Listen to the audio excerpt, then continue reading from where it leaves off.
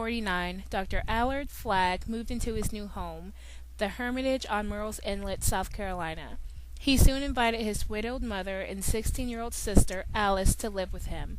Alice Flagg was a beautiful young girl with long, thick, auburn hair and bright brown eyes. Dr. Allard Flagg and Alice's other brother, Dr. Arthur, were affluent doctors, courting sisters of perhaps the most wealthy and upper-class family in the Low Country.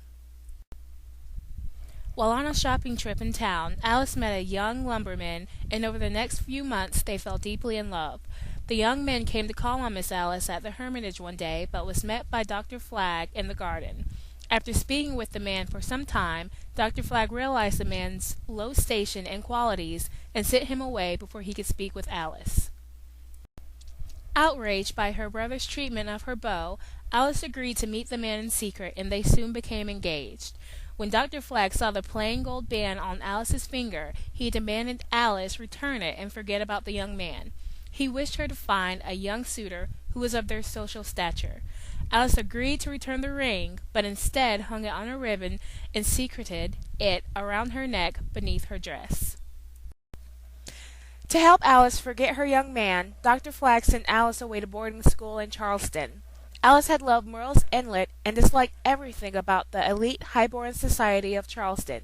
She reluctantly accepted her new surroundings, although she refused to forget her love and never removed the young man's ring hanging beneath her dress. Late one night, Alice fell seriously ill. The physician concluded that she had contracted malaria and instructed the school to contact her family immediately. Dr. Flagg sped to Charleston in his carriage, but found Alice in a delirious state. Despite the night being stormy, he packed her things and laid her in his carriage for the journey back to the Hermitage.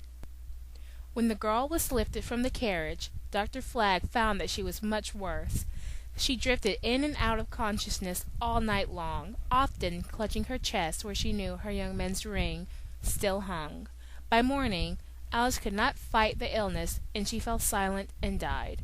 Her body was dressed in her favorite long white dress, but when Dr. Flagg discovered the ring, he removed the ribbon and threw it into the marsh.